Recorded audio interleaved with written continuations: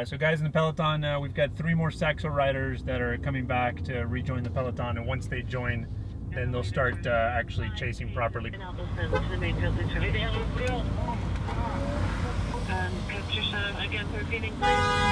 Having the ability to know what your power output is during a race is key. When you're training specifically, you know, it's not just that you have this magic number out there, but it's actually training with it, understanding that number, so when you're in a race situation, you can push to that edge. Because once you go past it, usually that's when the wheels start coming off the wagon.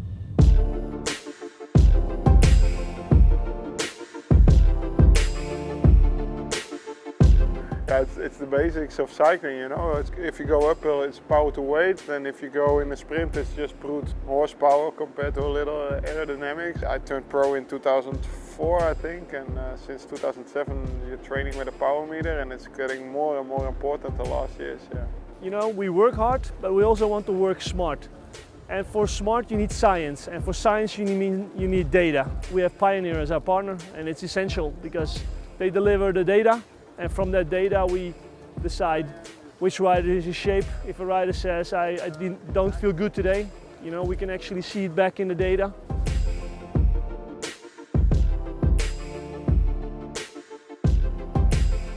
Back around 2007, 2008, inside of our car electronics R&D lab, we had a couple of very passionate cyclists. They developed a product strategy around the power meter business. We first started our business in car electronics in the late 60s. Now that posed a lot of interesting challenges because we weren't in temperature-controlled home theater room. We actually were putting electronics inside of a moving car.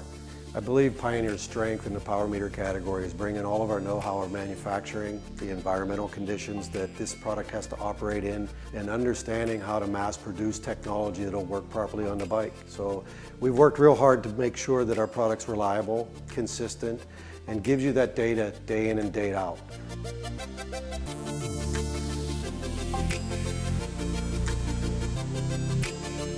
Yeah, like Milan-San Remo had horrible weather. Paris-Roubaix is always a test on any bit of equipment. We've definitely seen the good and the bad days on the bike, weather-wise, and it's been reliable. It's good to see the numbers are still there and holding strong. It's been always reliable to me. I can tell you a funny story about a small race I did in the US a few months ago, the Train Hammer. My bike was full of mud and the wheels didn't turn anymore. And I was soaking it in the canal, you know, to get all the mud off. And then still my power meter was working. I've raced in all sorts of conditions. Rain and cobblestones in the Tour de France last year to plenty of races in the snow. You know, just still need to know all the data and it definitely hasn't failed me. I don't believe that people would go into the gym and work out every day if there weren't numbers on the barbells that they were lifting. They wouldn't know what they were actually doing in the gym to get stronger. It's the same as on the bike. If you didn't know exactly how much force you were putting down on the pedals or how much effort you were putting into the ride, the power meter now presents that metrics and gives you the numbers and tells you how much weight you're lifting.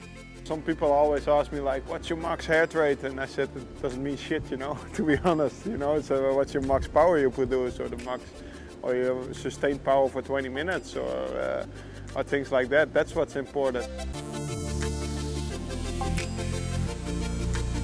What makes Pioneer's power meter unique, our secret sauce, is basically the high definition data that we pick up. We not only pick up force that actually rotates the crank, but we pick up force in all directions. We want to know not only what's rotating it, but also what might not be rotating or hindering the rotation of the crank. Pro riders especially had identified a couple key points that it helped them with. Number one, it might identify a bike fit issue that they had. Number two, they could actually figure out why they might not have a balanced pedaling stroke and want to correct that.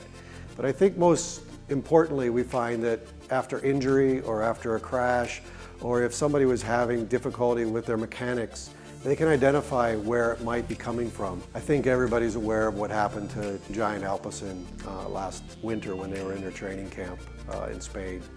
It was a terrible crash. Many riders were hit. A lot of them had to recover over a long period of time. And I think the data that we collected was very useful for their scientists to understand, were people ready to come back into the sport?